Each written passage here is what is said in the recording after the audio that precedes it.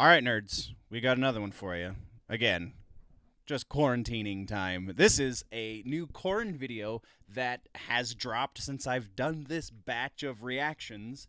So this might actually be the first one that goes up. I'm doing a whole batch of reactions, but since this one literally just came out an hour ago, it's the most relevant, I guess, the newest, and therefore, I don't know. It's just probably going to be the first one that goes up. Either way, this is the reaction video for Korn. Can you hear me? I have pretty low expectations for this. Let's hit the intro.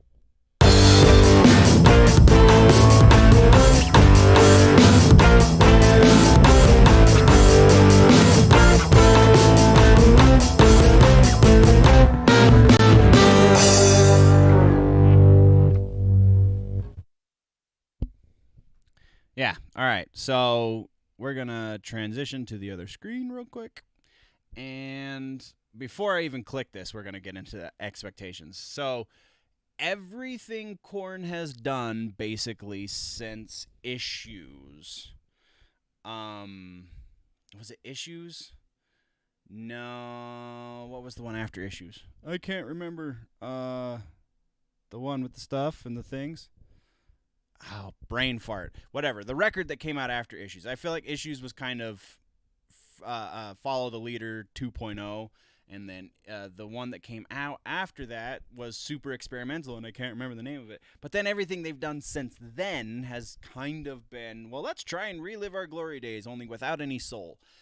So that being, and then they did that whole dubstep record that was just kind of mediocre at best, and it's been a long, interesting road with Korn. But the last couple of tunes I've heard from this new record have not been as terrible. Still nowhere near where they were once they hit Freak on a Leash and the self-titled and Life is Peachy and any of those records. They're not ever going to be that good again. It's just the way of things.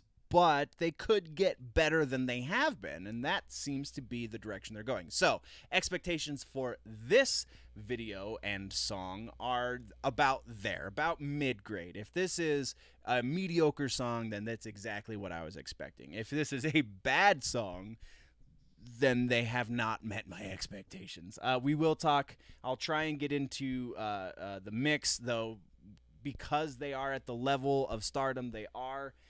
Probably not going to find a whole lot of issues with the mix. They have a pretty set sound, so if it varies from there, we'll talk about it, but that's just where we're standing, so let's get into the reaction. Untouchables, thank you. Untouchables, that was the record.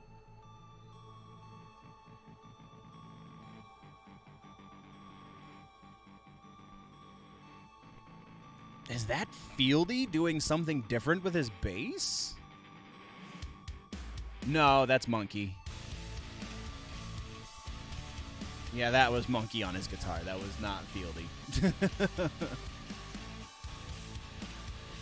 So we're already playing with a little bit of melody in the guitar. Heavy melody.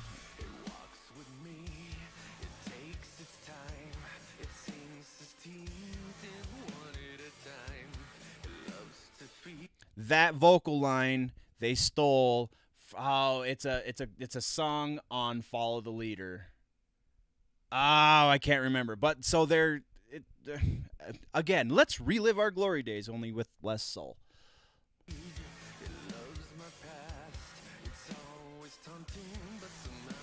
It wasn't exactly the same. The first like 3/4 of the melody that he hit was the exact same from one of those songs, but.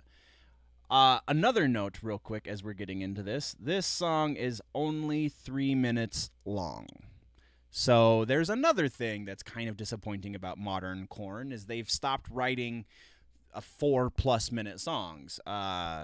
They were never really they didn't do epic song lengths like Metallica or old Avenged Sevenfold. That was never really a Korn thing, but they weren't afraid of going over 3.5 minutes. And this barely even goes over 3 minutes. So yeah.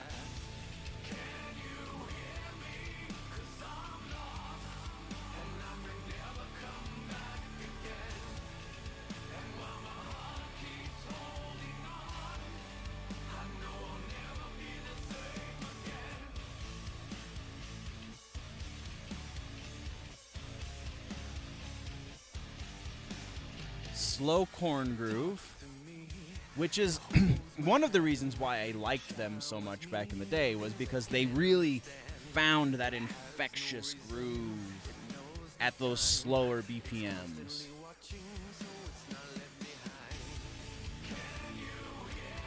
All right, production note. The bass is not as present as most Korn records usually is. We usually get a little bit of the click from Field because he likes to slap a little bit too much, but he does like to slap. So we get a click. So because they tune so low, because they play those 7 strings tuned down to freaking A, which is insanely low, that's really what you can hear the most from Fieldy is the click. When I heard a rumor that when Les Claypool first heard Korn, he didn't think they even had a bass player because the clicks he thought were coming from the drums. That is the expectation for the bass from a Korn record, as set by those first 3 records, as set by the self-titled and Life is Peachy and Follow the Leader. That is what that tone sounds like. Into Issues and then Untouchables. That is what that tone was. So now we have just the bottom end of the chord is a little bit lower because that's all Fieldy's playing. It's not, nope. There's a little bit of distortion, a little bit of overdrive on the bass, so like it is present in the mix.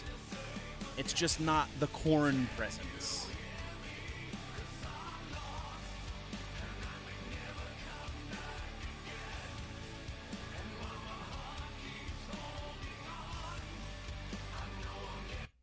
This is very likely a love letter to his wife in a certain weird way, because during the writing of this record, his wife did pass. So I'm sure the lyrical weight there is in large part due to that. I dig that groove. Of all of the negative things I'm going to say about this song, I really dig that groove. Let's get right back into it. And then it cuts. Right here. I like that. That hit is super effective.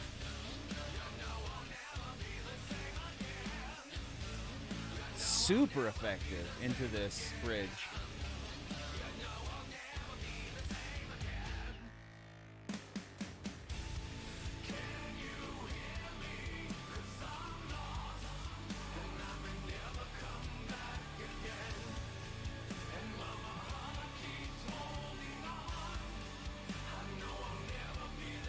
And another note about Korn's evolution, and one of the things I think that they never really recovered from, is the loss of David on the drum kit. The cat that they've got doing it now is sufficient. He does a fine job. I'm not necessarily saying anything negative about him. What I am saying, though, is David was the guy that should be playing with Fieldy, Monkey, and Head. Like, that is just the way it is, because they grew up, because they could anticipate one another in such a way, because David is a pretty groovy drummer.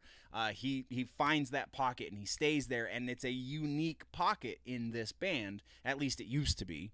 I think one of the things that they just and for a long time I said the loss of Head was another thing that I didn't think they would ever recover from, and then Head came back. So the loss of David on that drum kit, I feel like, is something that they're still feeling to this day, because this is a straightforward drum, whereas David would have accents and would have a different groove that he and Fieldy could be following together.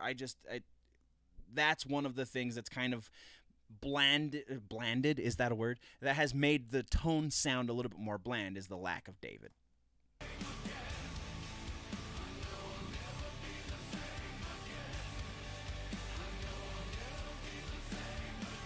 There's no accent, there's no flair. It's just straightforward.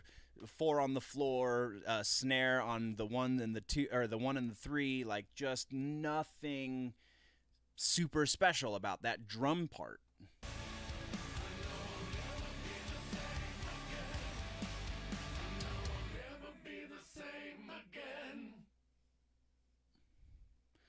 Emotional weight to the lyric, though, understood. I feel like that did what Jonathan wanted it to do.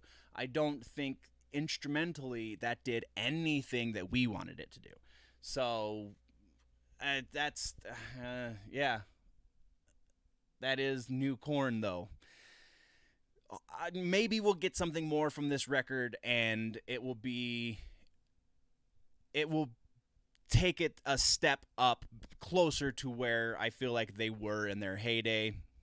I don't know necessarily if that's the case, though, unfortunately, because this is the way they write anymore. This is the music they make anymore, and it's kind of washed out, a little, washed. What's the word I'm looking for? Washed, diluted. they've diluted it with all of these radio friendly elements.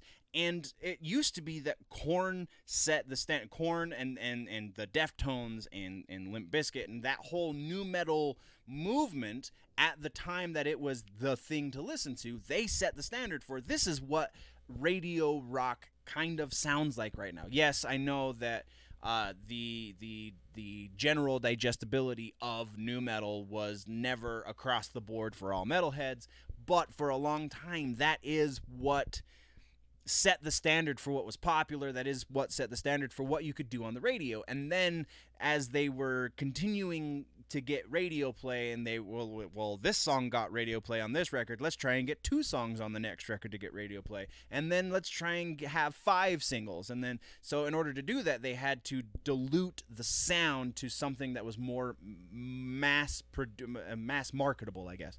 And then we start to get this kind of stuff. And then we start to get, well, now there's no real edge to it at all. There's nothing, even the heavy parts of this song were not that heavy. It was still something that, like, Nickelback could have done almost. Like, this is not the same band that they were.